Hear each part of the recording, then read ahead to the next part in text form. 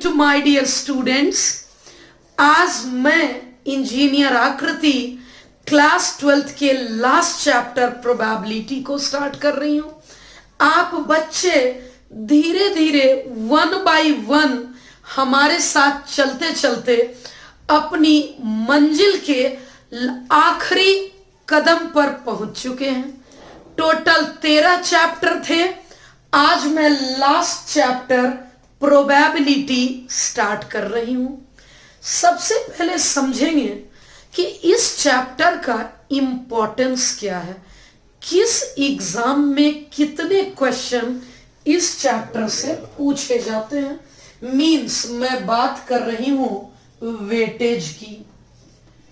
तो सबसे पहले मैं बोर्ड एग्जाम की बात कर लेती हूं। मींस इस चैप्टर का 12th बोर्ड में क्या वेटेज है।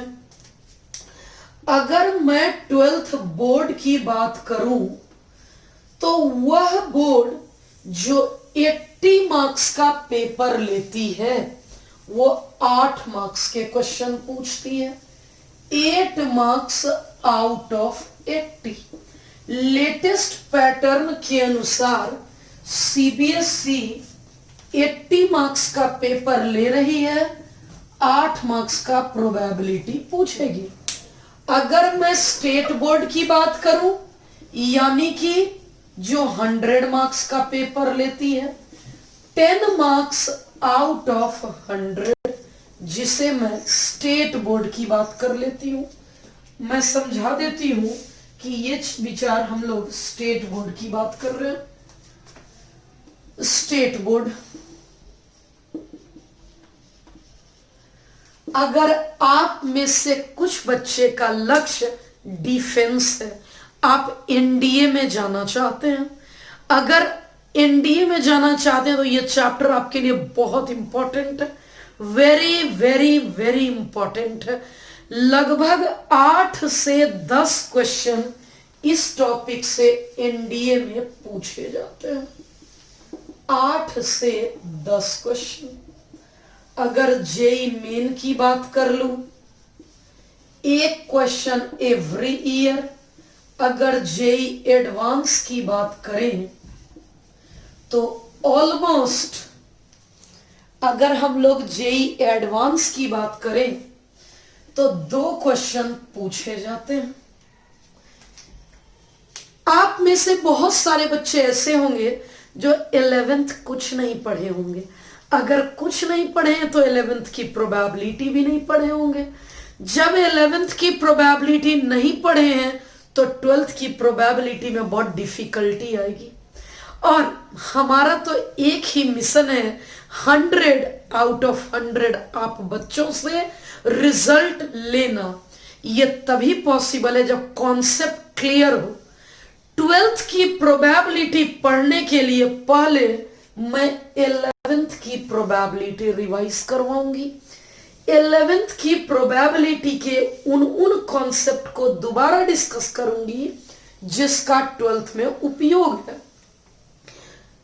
11th रिवीजन प्रोबेबिलिटी में सबसे पहले प्रोबेबिलिटी का डेफिनेशन।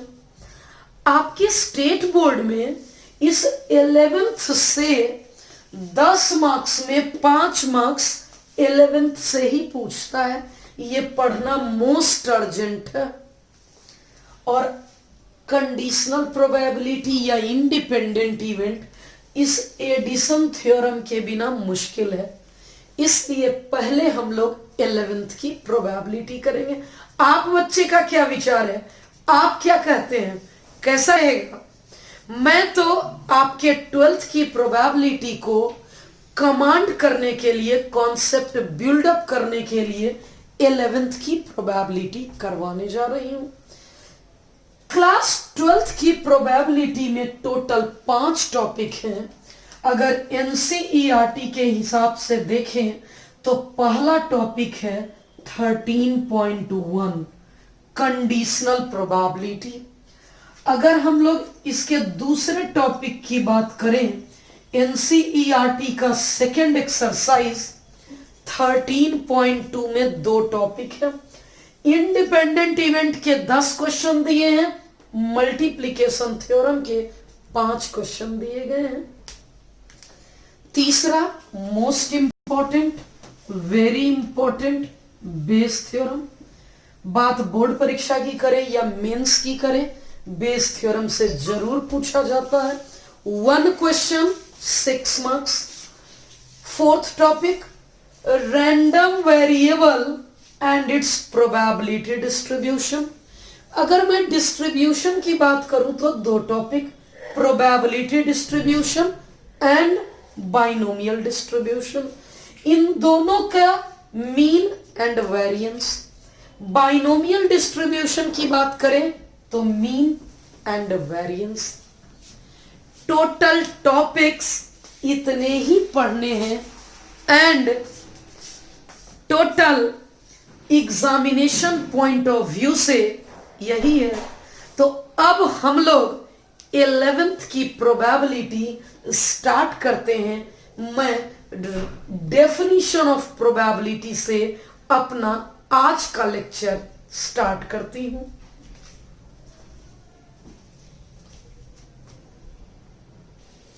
सबसे पहला पॉइंट है प्रोबेबिलिटी का, रैंडम एक्सपेरिमेंट। आखिर रैंडम एक्सपेरिमेंट किसे कहते हैं? एक ऐसा एक्सपेरिमेंट या एक ऐसा इवेंट जो रैंडम हो। रैंडम मीन्स जिसका आउटपुट फिक्स नहीं हो। समझिएगा, रैंडम एक्सपेरिमेंट एक ऐसा एक्सपेरिमेंट है, an experiment which has more than one outcome, जिसमें एक से ज्यादा आउटकम हो, साथ ही and also whose outcome is not fixed, whose result is not fixed। Example की बात कर लेते हैं। मैं आपको समझा दूं कि मैं किस एक्सपेरिमेंट को रैंडम एक्सपेरिमेंट कहती हूं। तो ये बात क्लियर कर दूं कि मैं एक ऐसे एक्सपेरिमेंट की बात कर रही हूं जिसका आउटपुट फिक्स नहीं है। जैसे अगर एक कॉइन टॉस करूं तो क्या पता है कि हेड आएगा या टेल? पता नहीं है। 2 पॉसिबिलिटी है, हेड भी आ सकता है, टेल भी आ सकता है। इट मीन्स हमारा एग्जाम्पल है ऑन रोलिंग अ डाई। यह एक्सपेरिमेंट भी एक रैंडम एक्सपेरिमेंट है। और उसके बाद मैं बात कर लेती हूं ऑन टॉसिंग अ क्वाइन। अगर एक क्वाइन टॉस करूं तो भी आउटपुट फिक्स नहीं है, इसलिए उस एक्सपेरिमेंट को रैंडम बोलेंगे। अब समझिएगा कि प्रोबेबिलिटी के डेफिनेशन की बात करते हैं। हमारा पहला टॉपिक था प्रोबेबिलिटी कहते किसे हैं। प्रोबेबिलिटी का डेफिनेशन क्या है? यहीं से तो क्लास 11th की शुरुआत होती है। प्रोबेबिलिटी हम लोग कहते हैं ऑल पॉसिबल आउटकम्स। प्रोबेबिलिटी का मतलब है chance of occurrence of an event. आपको समझाती हूं अभी। Is called as probability. अभी मैं समझाती हूं मैंने लिखा क्या है, प्रोबेबिलिटी होता क्या है। आप बच्चे एग्जाम देने जा रहे हैं, आपके उस परीक्षा में पास होने की क्या प्रोबेबिलिटी है? फिर से, अगर मैंने डाई रोल किया तो 2 आने की क्या प्रोबेबिलिटी है? यानी उसका चांस क्या है, संभावना क्या है। प्रोबेबिलिटी का मतलब है किसी भी इवेंट के होने की संभावना को ही प्रोबेबिलिटी कहते हैं। Chance of occurrence of an event is called as probability. अगर मैं सिंबॉलिकली बात करूं, अगर मैं सिंबल की बात कर लूं, पीई क्या होता है? पीई का मतलब होता है n E upon n S. अब यहां समझाती हूं एन ई क्या है। एन मतलब नंबर ऑफ एलिमेंट्स, ई का मतलब favourable to event E, favourable to event E, और एन एस का मतलब number of elements in sample space. समझिएगा मैं क्या कहना चाह रही हूं। मैं पीई का मतलब प्रोबेबिलिटी की बात कर रही हूं, मैं प्रोबेबिलिटी की बात कर रही हूं। मैं नंबर ऑफ एलिमेंट्स जो इवेंट ई के फेवरेबल हो और सैंपल स्पेस। अब बच्चों के मन में पहला सवाल उठता है कि मैम ये सैंपल स्पेस क्या होता है, ये सैंपल स्पेस कहते किसे हैं। तो अब हम लोग का कंप्लीट डिस्कशन इस सैंपल स्पेस पे चलेगा। सैंपल स्पेस के बारे में बहुत सारी बातचीत होगी। अब सैंपल स्पेस कहते किसे हैं। सैंपल स्पेस का मतलब हर संभव रिजल्ट, ऑल पॉसिबल आउटकम्स। जैसे अगर आप बच्चे क्रिकेट का मैच खेल रहे हैं, 3 पॉसिबिलिटी है।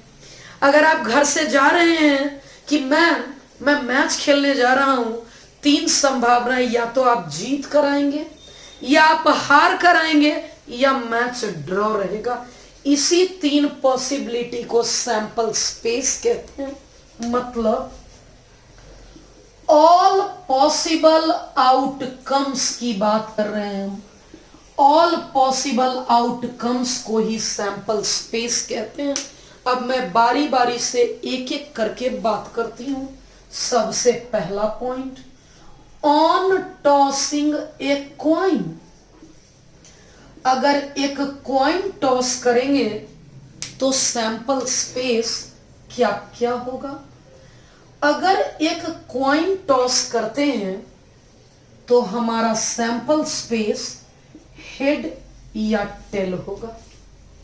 अगर कोई कॉइन टॉस करते हैं तो हमारा सैंपल स्पेस हेड या टेल होगा। संख्या कितनी हुई काउंट कर लेते हैं, 1 और 1 2 होगा। अगर पेयर ऑफ कॉइन टॉस करूं तो क्या होगा। On tossing a pair of coins, on tossing pair of coins मतलब 2 कॉइन्स। 2 कॉइन टॉस करूंगी तो क्या होगा। आप बच्चों को पहले से पता है, हेड हेड आएगा दोनों कॉइन पे, या फिर हेड टेल आएगा, टेल हेड आएगा, टेल टेल आएगा। अगर मैं काउंट करूं तो 1 2 3 और 4, टोटल सैंपल स्पेस 4 हो जाएंगे। अगर हम लोग बातचीत करें, एक रिजल्ट लिख देती हूं मैं, एक रिजल्ट लिखती हूं। एनएस की value 2 to the power n या 6 to the power n। 2 to the power n का मतलब हो गया n की value number of coins tossed. 6 की पावर n का मतलब है n की value number of die rolled. यही तो होता है। क्या होता है। 2 की पावर n मतलब number of coins tossed. 6 to the power n का मतलब नंबर ऑफ डाई रोल्ड। अब समझाती हूं, या हम लोग समझ लेते हैं क्या है। एक कॉइन टॉस की तो 2 की पावर 1 2 आया। 2 कॉइन टॉस की तो 2 की पावर 2 4 आया। जरा बताइएगा, अगर मैं 3 कॉइन टॉस करूं तो क्या होगा। On tossing 3 coins. इतना तो क्लियर हो चुका है कि सैंपल स्पेस की संख्या 2 टू दी पावर 3 होगी। 2 टू दी पावर 3 होगी मतलब 8 होगी, और वो 8 क्या होगा, वो 8 होगा। पहले दो मैं ट्रिक सिखा रही हूं उन 8 को लिखने का, उस 8 को लिखने का ट्रिक सिखा रही हूं। अगर 8 लिखना है तो 2 कॉइन वाले 4 लिख लीजिए। Head head, head tail, tail head, tail tail, head head, head tail, tail head, tail tail. पहले 4 के आगे हेड लगा देना है, अगले 4 के आगे टेल लगा देना है। हो गया। यही तो सैंपल स्पेस है। पूरे चैप्टर में, पूरे प्रोबेबिलिटी में इसे यूज करूंगी। अब कॉइन्स की बात करते हैं। मैं यहां कॉइन्स की बात करती हूं। ऑन रोलिंग अ डाई, अगर मैं एक डाई रोल करूंगी तो क्या रिजल्ट होगा। अगर एक डाई रोल करूंगी तो सैंपल स्पेस की संख्या 6 टू दी पावर 1, n के जगह 1 होगा। 6 टू दी पावर 1 मतलब 6। अब आप बच्चे बताइए कि वो 6 सैंपल स्पेस क्या है। उस 6 सैंपल स्पेस में कौन कौन है, तो बहुत सिंपल है बताना। क्योंकि मैं 6 लिखना है मुझे, तो 1 2 3 4 5 6 लिख दूंगी। अब मैं पेयर ऑफ डाई की बात करती हूं।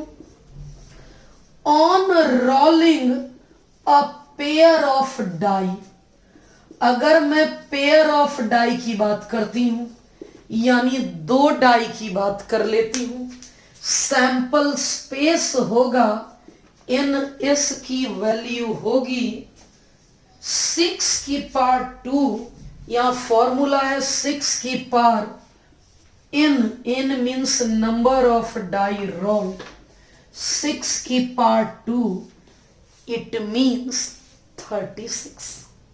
अब समझिएगा वो 36 कैसा दिखता होगा।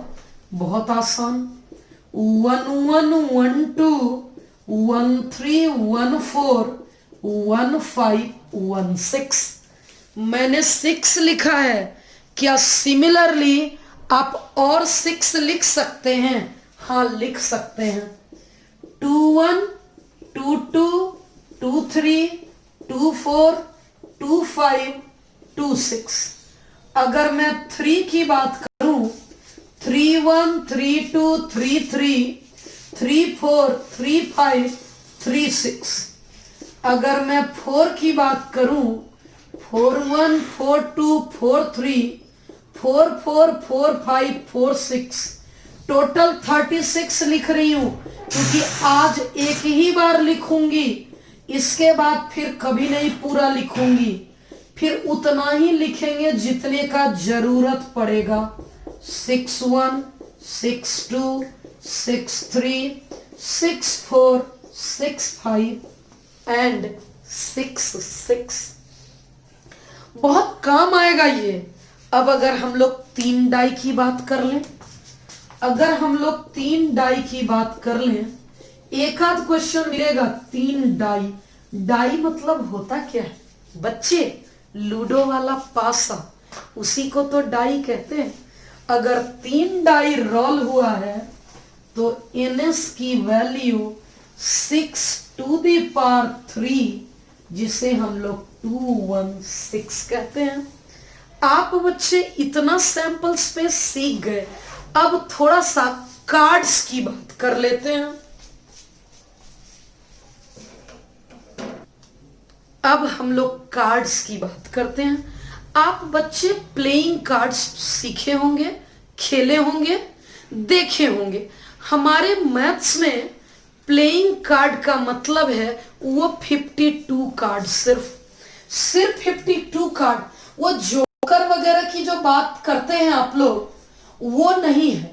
अगर मैं टोटल कार्ड्स की बात करूं तो वो सिर्फ और सिर्फ 52 कार्ड्स होंगे। कार्ड में कलर कितने होते हैं और कौन कौन से होते हैं?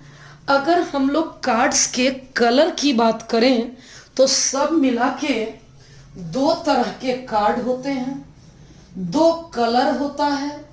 रेड कलर का कार्ड 26 होता है और ब्लैक कलर का कार्ड भी 26 होता है। रेड कलर के कार्ड में दो सूट होते हैं, कौन कौन से? डायमंड होता है रेड कलर का और हार्ट भी होता है रेड कलर का। ये डायमंड है और ये हार्ट है। डायमंड की अगर बात करें तो ये ऐसा शेप होता है, 26 कार्ड में 13 डायमंड और 13 हार्ट होता है, जिसका शेप ऐसा होता है। अगर मैं ब्लैक कलर की बात कर लूं, ब्लैक कलर के दो कार्ड होते हैं, पहला स्पेड और दूसरा क्लब। पहला कार्ड स्पेड है और दूसरा कार्ड क्लब है। अगर मैं स्पेड की बात करूं तो इसका डायग्राम ऐसा होता है और इसका ऐसा होता है। हो सकता है ये ऐसा दिखता हो, ये ऐसा दिखता हो, लेकिन हमारे मैथ्स में स्पेड 13 होते हैं और क्लब भी 13 होते हैं। टोटल 52 कार्ड्स में 4 सूट होते हैं, कौन कौन? Spade, club, diamond and heart. इतने अच्छे से बता रही हूं कि बात डायरेक्ट आपके ब्रेन में जानी चाहिए। वो 13 कार्ड दिखता कैसा है? ये रेड कलर के जो 13 कार्ड होते हैं, इस पे लिखा होता है 2, 3, 4, 5, 6, 7, 8, 9 और 10। 1 नहीं लिखा हुआ होता है, 1 के बदले एस कार्ड लिखते हैं। इस 1 के बदले एस कार्ड लिखे होते हैं। 3 कार्ड ऐसे होते हैं जिस पर चेहरे बने हुए होते हैं, कौन कौन सा? राजा, रानी, गुलाम, यानी किंग, के फॉर किंग राजा, क्यू फॉर क्वीन रानी, जे फॉर जैक मीन्स गुलाम। अब इसे बोलते हैं डिजिट कार्ड। सेम यही हार्ट में भी होगा, 2, 3, 4, 5, 6, 7, 8, 9, 10, A, K, Q, J, 2, 3, 4, 5, 6, 7, 8, 9, 10, ace card, J, K, Q, 2, 3, 4, 5, 6, 7, 8, 9, 10, ace card, king, queen and jack. समझिएगा, इस पर डिजिट बना हुआ होता है, इसलिए हम इसे डिजिट कार्ड कहते हैं। 2 से लेके 10 तक, 2 से लेके 10 तक डिजिट बना हुआ होता है, इसलिए इसे डिजिट कार्ड बोलते हैं। फिर ये एस कार्ड, ये किंग, क्वीन एंड जैक, ये एस कार्ड इसे बोलते हैं और इन तीनों पर चेहरे बने होते हैं, इन तीनों पर चेहरे बने होते हैं, इसलिए हम इसे फेस कार्ड कहते हैं। 3, 3, 3, 3 टोटल 12 फेस कार्ड है। एस, एस, एस और एस टोटल 4 एस कार्ड है। टोटल 4 एस कार्ड होते हैं, 12 फेस कार्ड होते हैं और डिजिट लिखे हुए वाले डिजिटल कार्ड होते हैं। अब अगर इस पर क्वेश्चन करें तो क्वेश्चन कैसा दिखेगा समझिएगा। एक छोटा सा बात करती हूं। 1 card is drawn at random, 1 card is drawn at random from a pack of 52 cards. From a pack of 52 cards. अब आपको बताना है what is the probability, what is the probability that it is an S card. और मैं इसकी बात करती हूं, अगर एस कार्ड है, 4 ऑप्शन दे रही हूं, देखिएगा। पहला 1/52, 4/52, 13/52 और नन। जरा 1 मिनट आप बच्चे सोचिएगा। मैं डेफिनेशन ऑफ प्रोबेबिलिटी पढ़ाई हूं, उस पर 3 क्वेश्चन करवाने जा रही हूं। अब आपको देखना है। पढ़िए क्वेश्चन क्या है। क्वेश्चन है, 1 card is drawn at random from A pack of 52 cards. ठीक, सैंपल स्पेस मेरा 52 हो गया। हमारा इवेंट है एस कार्ड। मुझसे पूछा है प्रोबेबिलिटी। प्रोबेबिलिटी होती है NE/NS। ई मतलब इवेंट, मतलब S card. Total S card कितने होते हैं? टोटल एस कार्ड 4 होते हैं। सैंपल स्पेस कितने होते हैं? सैंपल स्पेस 52 होते हैं। कौन सा ऑप्शन है? हमारा बी ऑप्शन करेक्ट हो गया। कार्ड की बात थी, कार्ड को मैंने लिखा एस कार्ड। एस कार्ड 1, 2, 3 और 4, इवेंट हो गया 4। आप अगर स्टेट बोर्ड के बच्चे हैं, इस पैटर्न के अभी तक 10-20 बार क्वेश्चन पूछे गए। 3-4 क्वेश्चन मैं अभी बोर्ड पे करवाती हूं।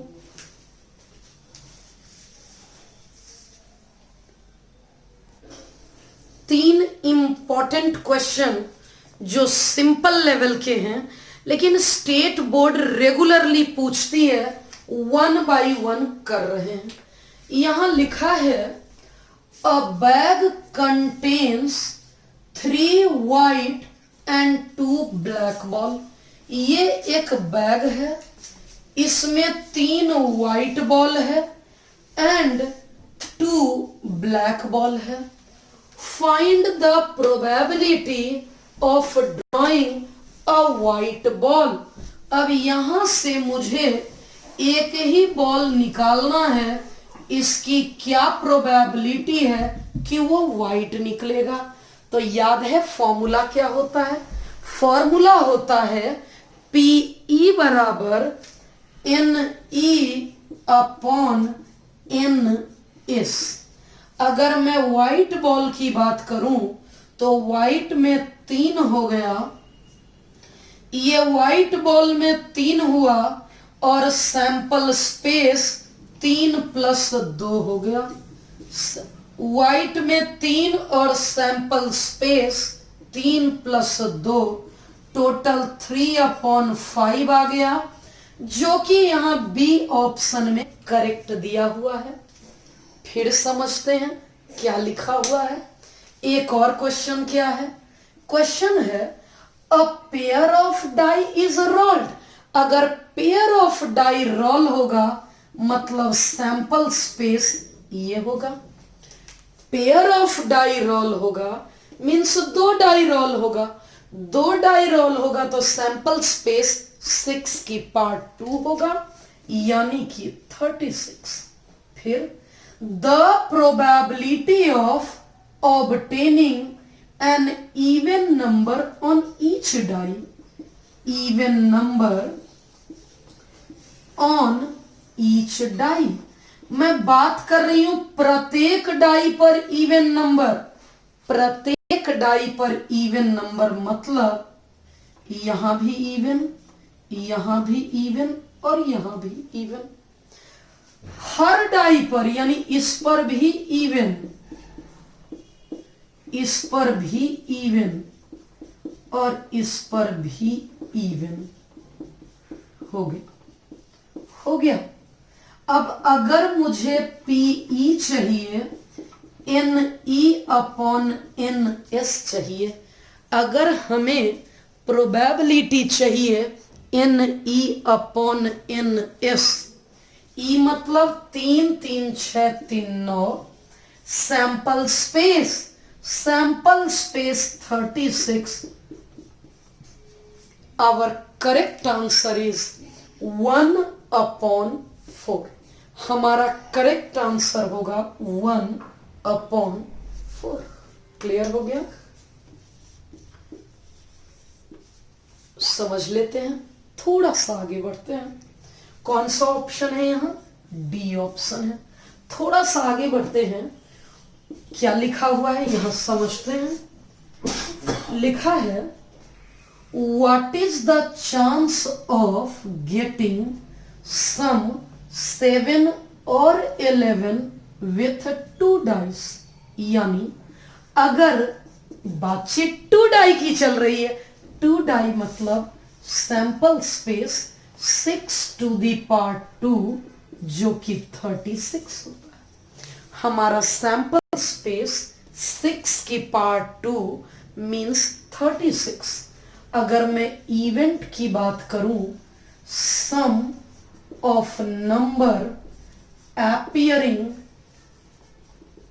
on die is 7 और 11। सम की बात हो रही है, 7 और 11 कर लेते हैं। सम 7 कब होगा? जब 1 6 2 5 3 4 4 3 5 2 6 1। सम 11 कब होगा? 5 6 6 5। सम 11 कब होगा? 5 6 और 6 5 जब होगा। अब समझ लेते हैं। मैं बात कर रही हूं एन ई की बात कर लेती हूं। मुझसे तो प्रोबेबिलिटी पूछा है, तो एन ई डायरेक्ट निकाल लेंगे ना। N E upon n S E count कर लेती हूं। 1 2 3 4 5 6 7 और 8। हमारा सैंपल स्पेस है 36। 4 2 जा 4 9 जा। हमारा करेक्ट आंसर हो गया 2/9 जो कि ऑप्शन बी में। अब हम लोग अभी तक तो पढ़े डेफिनीशन ऑफ प्रोबेबिलिटी। अपना अगला टॉपिक है ऑड्स ऑफ एन इवेंट। ये तब पढ़ेंगे, पहले ये समझेंगे कि इवेंट क्या होता है। क्यों ना सेपरेट लेक्चर में types of event, algebra of event and odds of event की बात की जाए। तो आप बच्चे इस थ्योरी को इतने अच्छे से पढ़िए कि क्लास 11th का फर्स्ट एक्सरसाइज आप किसी भी बुक से होमवर्क बना सकते हैं। Thank you.